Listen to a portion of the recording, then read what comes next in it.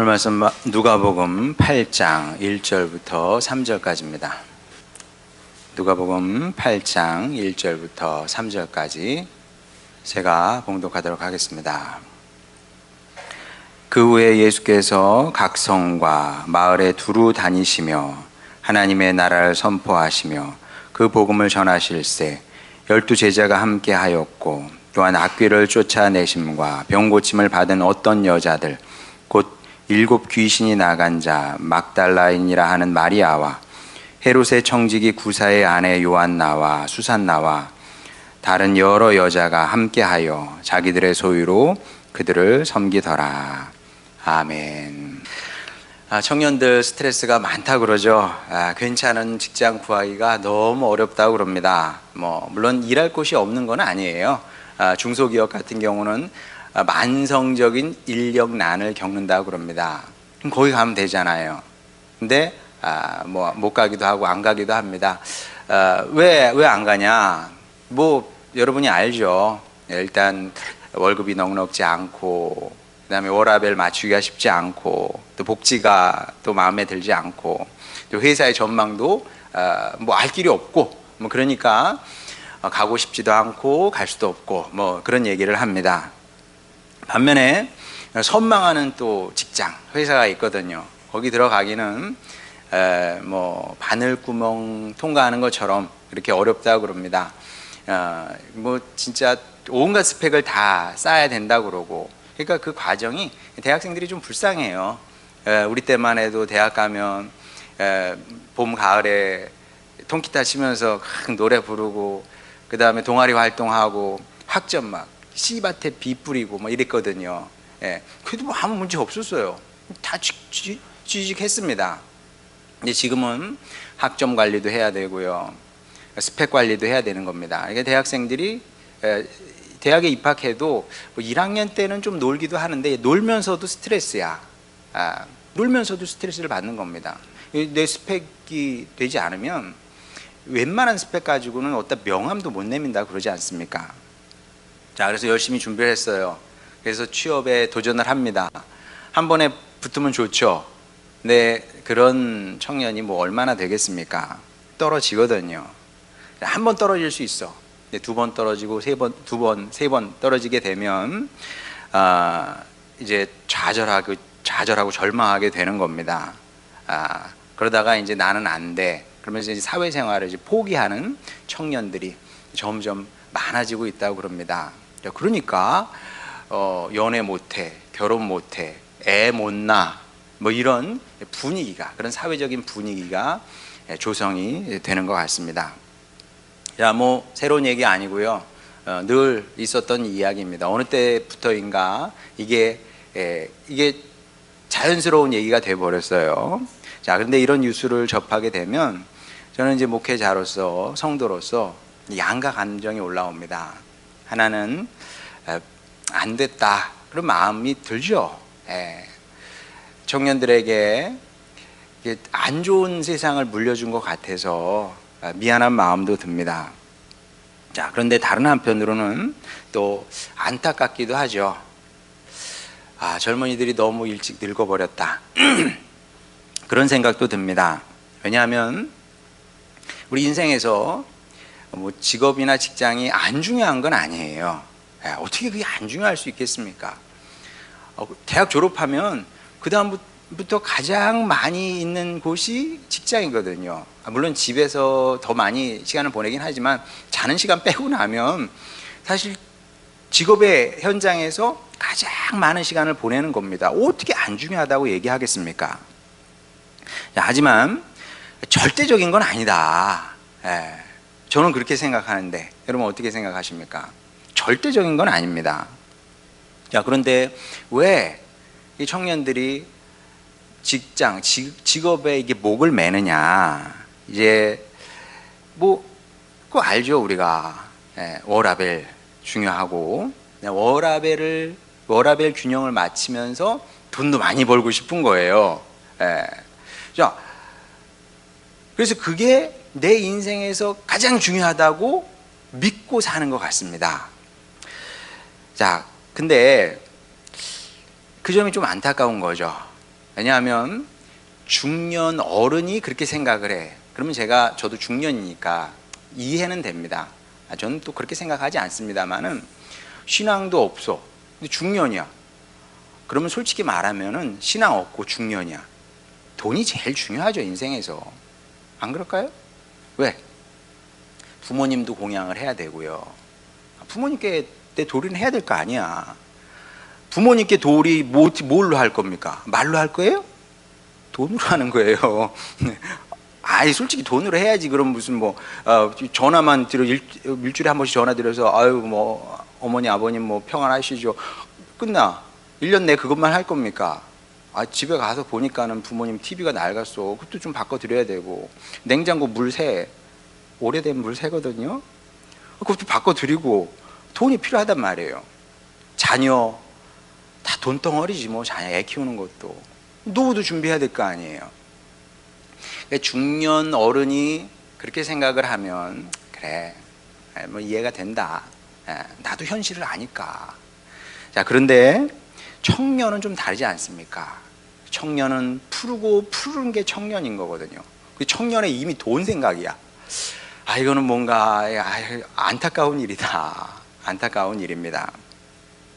자, 근데 저는 더더욱 그렇게 생각할 수밖에 없는데, 좀 목회자하고 하나님의 자녀고 신앙인 아닙니까? 다르게 생각을 해야죠. 왜 안타까울 수밖에 없냐 하면, 저는 얼마 전에 나눈 것처럼 우리 인생을 창작 활동이라고 생각을 합니다. 오늘 주제는 인생은 창작 활동이다. 이게 오늘 설교의 주제입니다. 우리 가진 모든 것을 총동원해서 우리만의 인생 작품을 만들고 있는 겁니다. 그것이 우리 인생의 과제예요.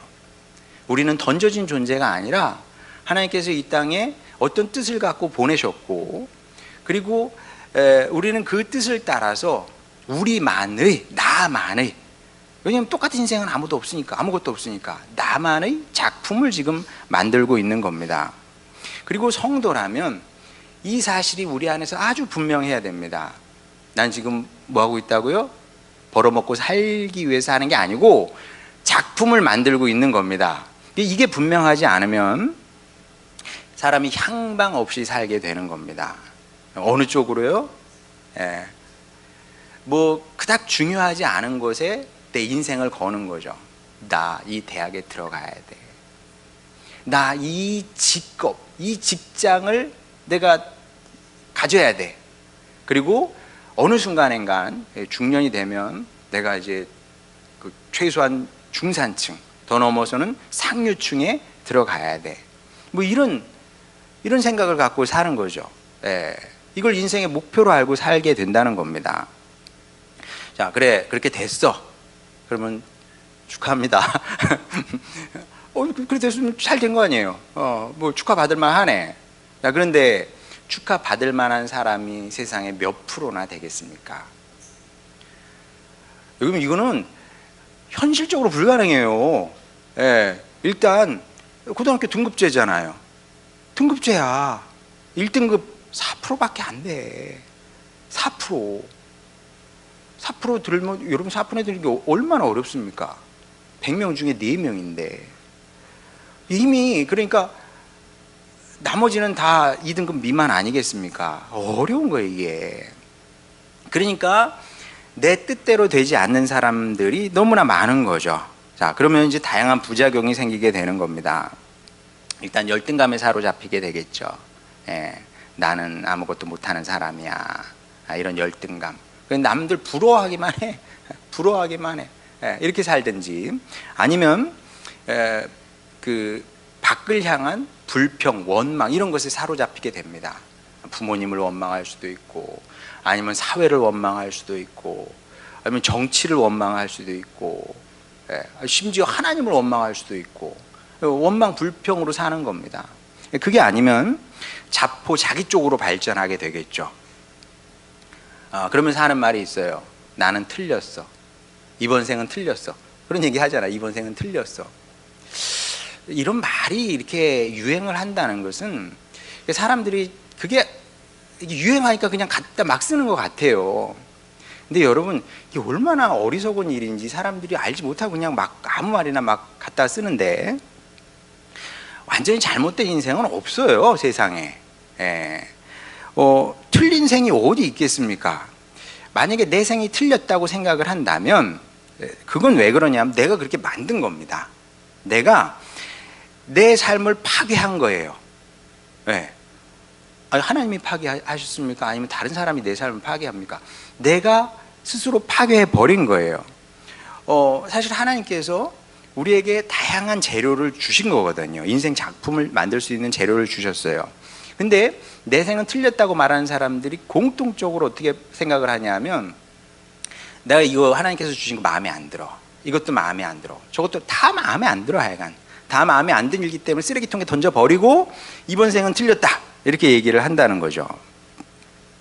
굉장히 비성경적인 사고방식이다.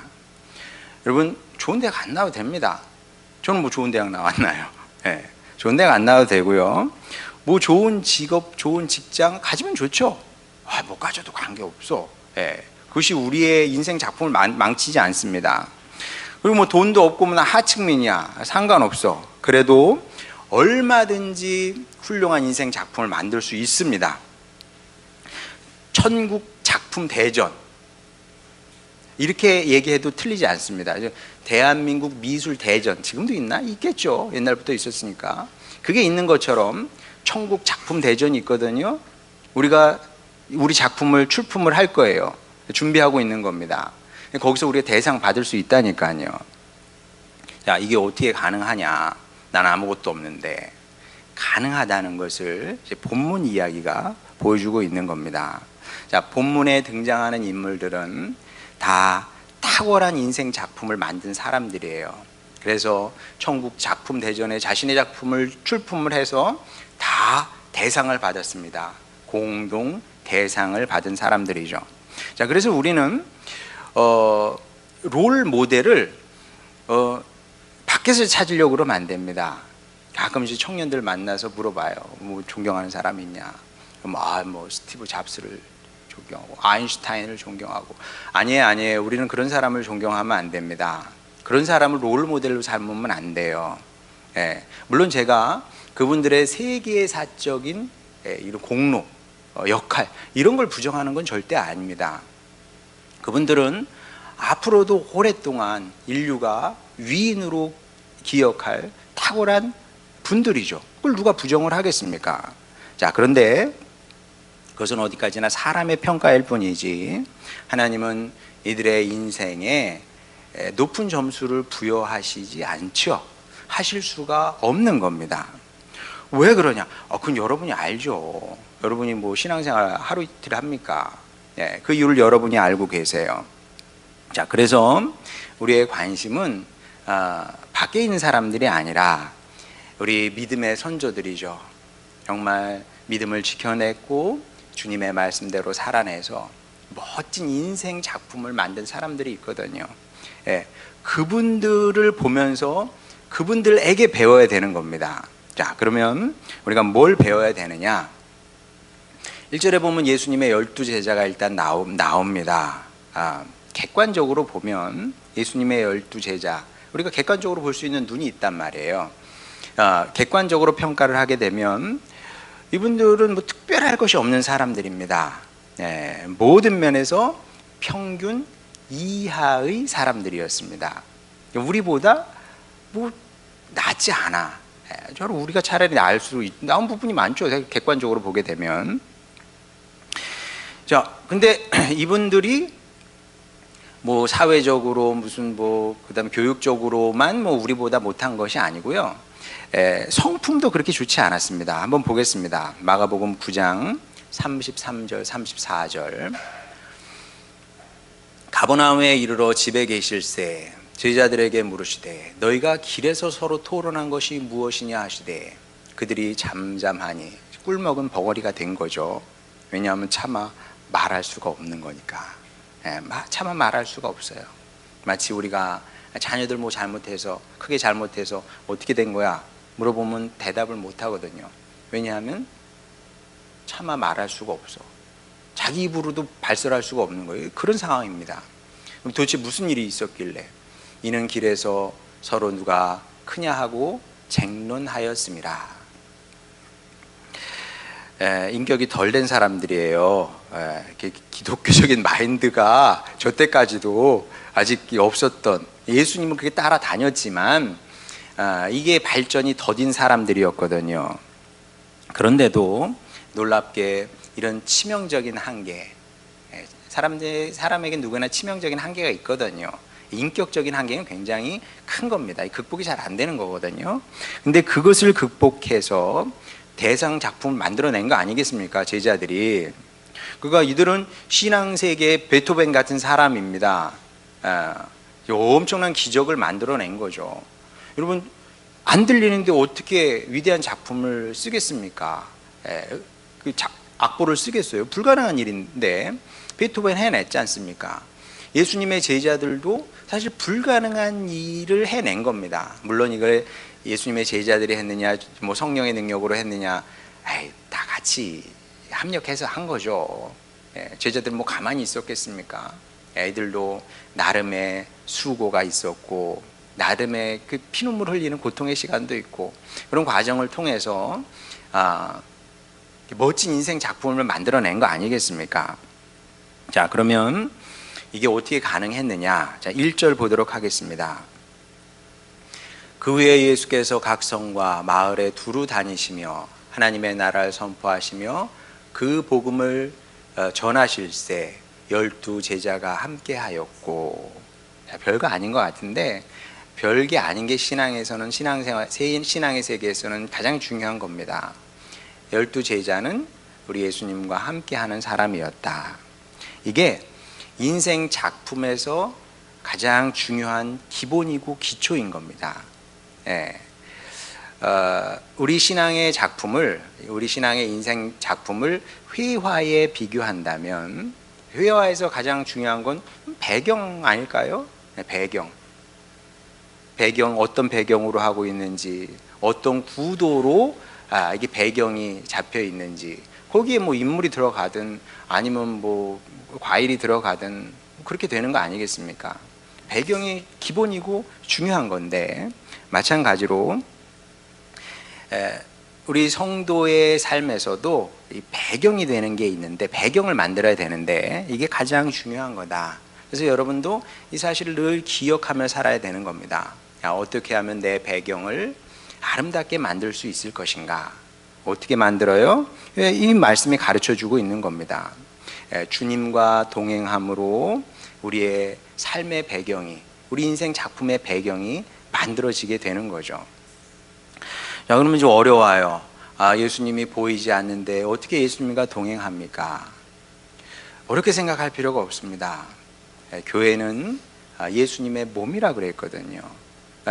교회와 동행하면 되는 겁니다. 교회를 사랑해서 교회와 함께 긴 시간 동행하다 보면, 그러면 자연스럽게 배경이 만들어지는 거죠. 어렵지 않아요. 진짜 그렇습니다. 그리고 이건 경험으로도 맞아요. 처음에 교회 오잖아요. 그럼 배경이 잘 안 만들어져 있거든요. 근데 5년, 10년 지나다 보면 이 배경은 비슷한 거니까, 성도가 갖고 있는 배경은 비슷한 겁니다. 자세한 그림은 다를 수 있지만 배경은 비슷한 거거든요.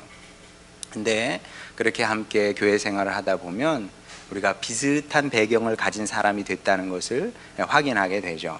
그러니까 이건 자연스럽게 되는 겁니다. 여러분이 교회와 동행하기만 하면 자연스럽게 만들어지는 거다. 그러니까 절반의 성공은 이렇게 이루어지게 되는 겁니다. 어렵지 않잖아요. 여러분이 이미 잘하고 있는 겁니다. 계속 이렇게 하게 되면 아름다운 배경은 저절로 만들어지는 겁니다. 자, 그러면 이걸로 끝나는 거냐? 아니요. 또 중요한 사실 우리가 또 기억해야 되는 것들이 있는데, 자, 2절 3절을 보도록 하겠습니다.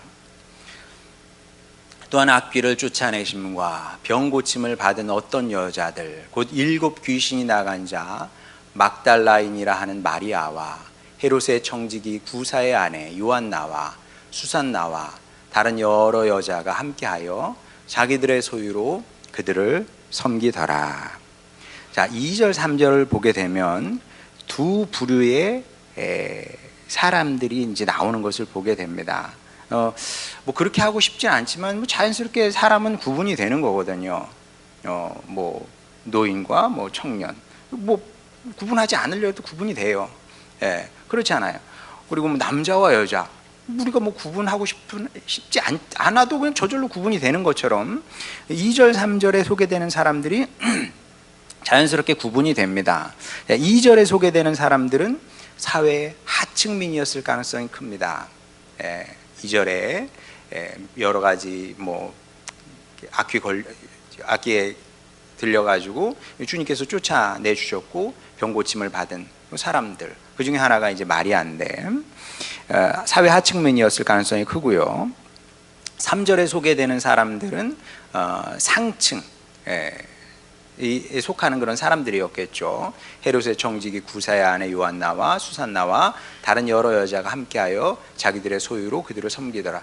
소유로 섬길 정도 되면 이 당시에 꽤 가진 사람들, 부자였을 가능성이 크겠죠.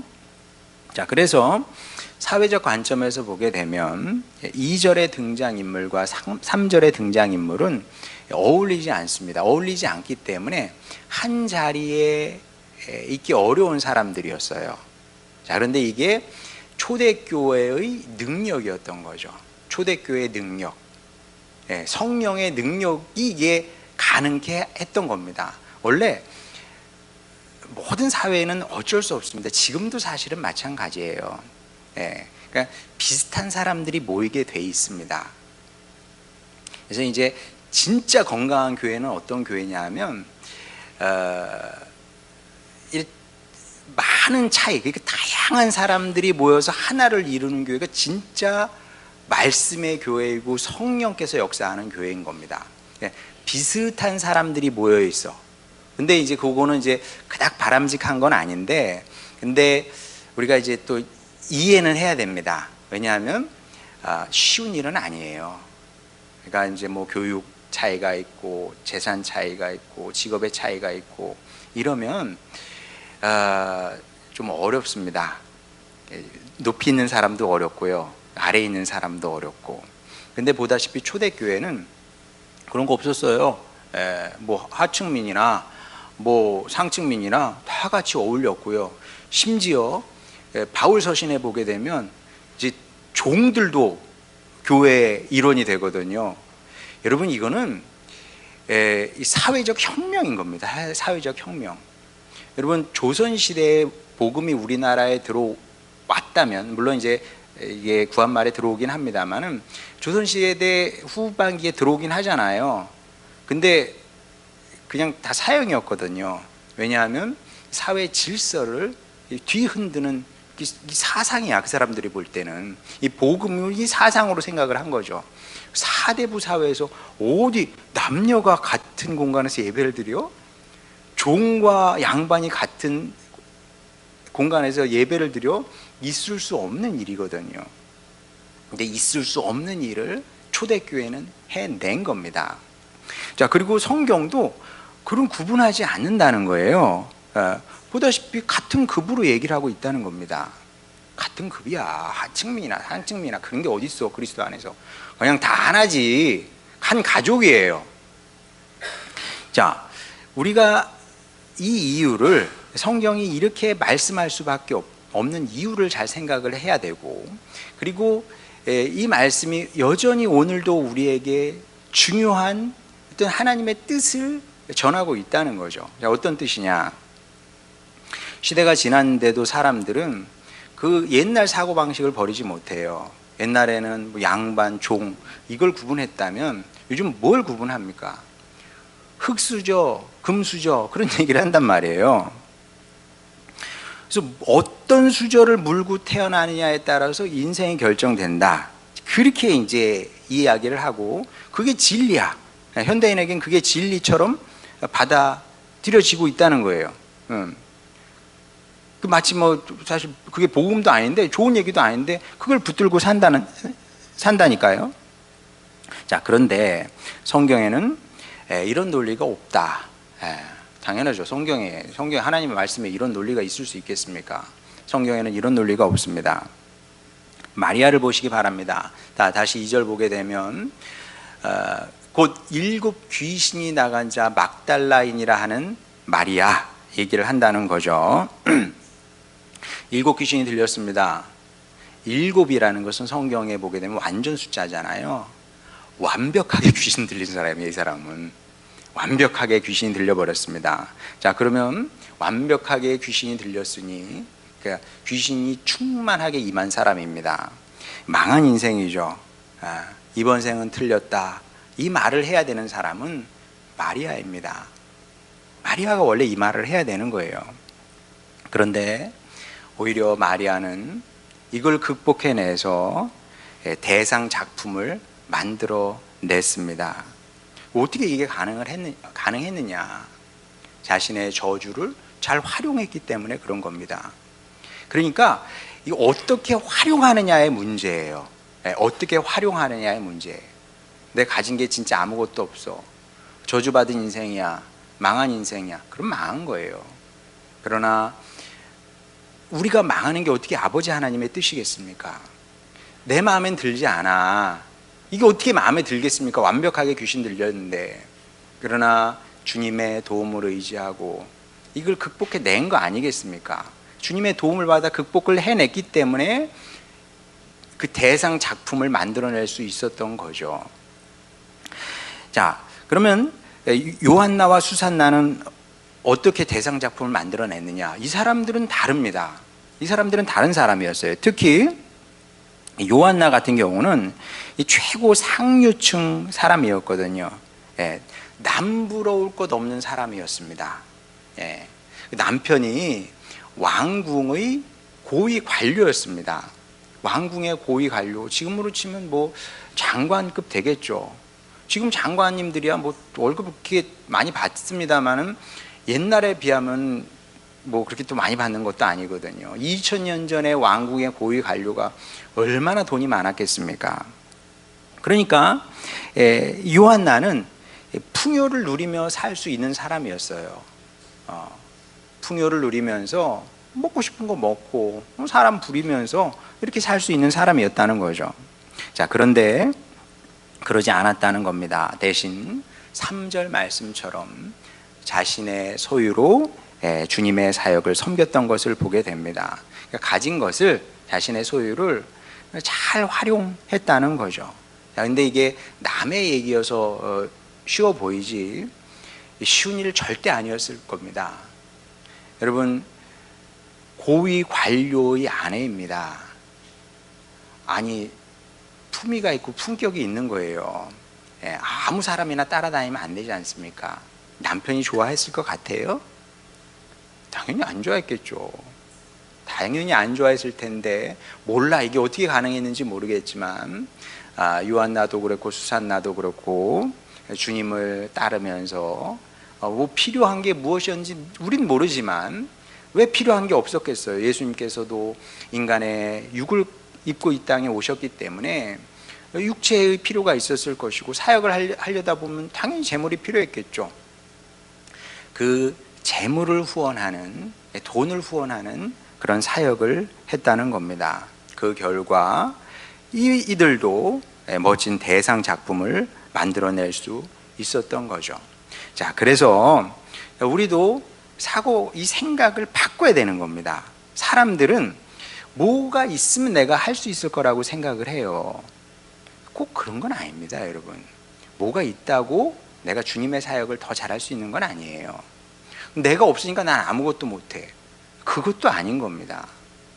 자, 마리아와 요한나에게서 배워야 되는 겁니다. 어떻게 배워요? 마리아에게서는, 여러분 중에 나는 가진 게 없어, 나는 망한 것 같아, 그런 생각이 드는 식구도 있을 수 있어요. 근데 여러분, 뭐 이건 뭐 모르는 일이지만 이제 성경 내용만 갖고 보게 되면 마리아와 요한나 둘 중에 더 멋진 작품을 만들어낸 사람은 누굽니까? 마리아거든요. 마리아는 예수님의 장례를 준비합니다. 예수님의 장례를 준비했잖아요. 예수님의 머리에 향유를 부으고. 그래서 예수님께서 뭐라고 그러십니까? 내 복음이 전파되는 곳에 이 여인의 이 이야기도 전파될 거라 그랬거든요. 그 얼마나 멋진 장면입니까? 멋진 작품입니까? 그냥 만들어진 것이 아니고요. 나 인생의 저주야 이게. 7 귀신 들렸어. 망한 인생이었는데 주님을 의지하고 주님의 은혜로 이를 극복해낸 겁니다. 그러니까 그렇게 멋진 작품을 만들어낼 수 있었던 거죠. 그러니까 여러분 중에 난 틀렸어, 어려워, 힘들어 이런 생각이 드는 식구가 있다면 마리아에게서 배우시면 되는 겁니다. 그러면 나는 그래도 좀 있어, 나 가진 게 많이 있잖아, 그런 식구도 우리 중에 있거든요. 그러면 요한나에게서 배우면 되는 겁니다. 그래, 요한나가 편하게 살 수 있었거든요. 편하게 살 수 있었고 남편한테 소리 안 듣고 살 수도 있었어요. 근데 그 길을 마다하고 자기 가진 것 가지고 주님, 저에게 이런 것이 있는데 제가 주님 사역을 위해서 쓰고 싶습니다. 그렇게 요한나에게서 배우면 되는 거죠. 그래서 저는 우리 교회 식구들 여러분 모두가 정말 탁월한 천국의 작가가 됐으면 좋겠어요. 여러분은 작가입니다. 작가이니, 탁월한 작가이니, 작가는 재료 탓을 하면 안 돼. 재료 탓은 누구나 하는 거다? 불신자나 하는 겁니다. 나는 가진 것이 없으니 안 돼. 제 말을 믿으세요. 하나님께서 여러분이 최고의 작품을 만들 수 있는 모든 재료를 여러분에게 주셨습니다.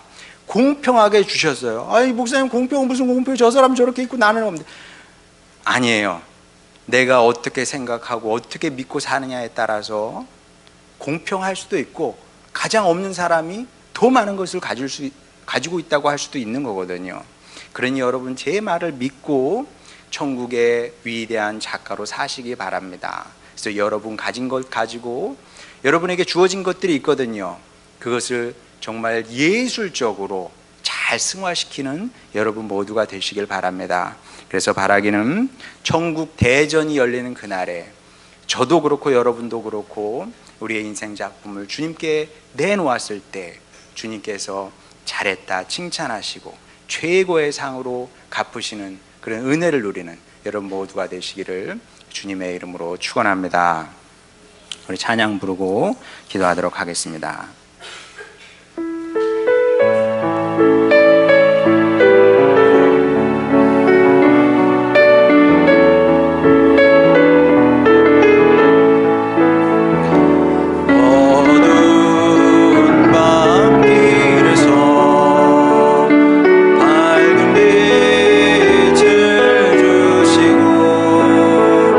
작은 내 손잡아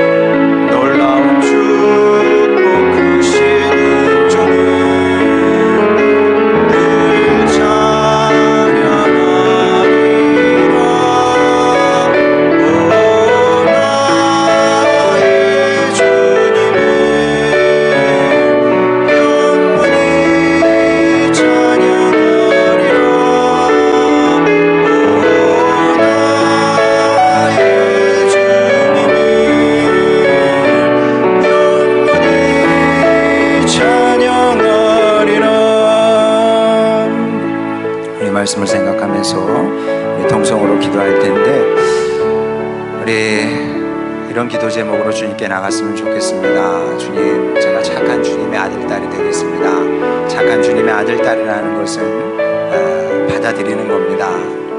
물론 사람이 살면서 궁금한 게 있죠. 주님, 제가 가진 것은 왜 이것밖에 안 됩니까? 왜 이것밖에 없습니까? 주님, 저에게 주어진 색깔들은 왜 이렇게 다 칙칙합니까? 시커먼 색입니까? 네, 여러분, 미술 작품에도 검정색은 필요합니다. 어두운 색깔이 필요하고요. 어떻게 쓰느냐에 따라서 작품이 굉장히 달라질 수 있는 겁니다. 생각하기 나름인 거죠. 그래서 이 시간 우리 기도할 때 여러분이 가지고 있는 것이 좋은 것일 수도 있고 또 마음에 안 드는 것일 수도 있습니다. 좋은 것은 감사하면 되는 겁니다. 주님, 이 좋은 것을 주셨으니 감사합니다. 네, 여러분, 일단 감사하는 사람이 돼야 되고, 마음에 안 드는 것이 있어요. 주님, 제가 이것을 어떻게 쓰기를 원하십니까? 물어보시기 바랍니다. 그러면 주님께서 가르쳐 주시게 돼 있고, 하나님은 여러분을 아버지이시기 때문에 축복하시고 싶으시고 축복하실 수밖에 없습니다. 믿으시고, 주여, 제가 천국의 위대한 작가가 되겠습니다. 멋진 작품을, 주님께서 칭찬하시는 작품을 만들어내겠습니다. 이 일에 성공하게 하여 주시옵소서. 이런 기도 제목으로 주님께 나가도록 합시다. 기도하시겠습니다. 우리 사랑하신 아버지 하나님, 주님의 자녀들 아버지 하나님 축복하시니 감사드립니다. 아버지 하나님, 이 사실을 믿고 받아들이게 하여 주시옵소서. 그렇습니다. 우리는 주님의 사랑을 받은 자들입니다. 주님께서 축복하셨고 축복하실 그런 주님의 자녀들입니다. 아버지 하나님, 주여, 이 믿음을 갖고 우리 살게 하여 주시옵소서. 아버지, 중요한 것은 우리가 무엇을 가졌느냐가 아니라 이것을 어떻게 활용하느냐 하는 것이 아니겠습니까? 우리 잘 활용하는 주님의 자녀가 되겠습니다. 주님, 그리하여 주님께서 칭찬하실 수밖에 없는 인생 작품을 만들기를 원합니다. 마리아와 같기를 원합니다. 요한나와 같기를 원합니다. 그렇게 잘 살아내어서 아버지 하나님, 주여, 마지막 주님 나라에서 아버지, 우리도 대상을 받기를 원하오니 그런 축복의 삶을 살아내는 우리 하늘소망교회 식구들 다 되게 하여 주시옵소서.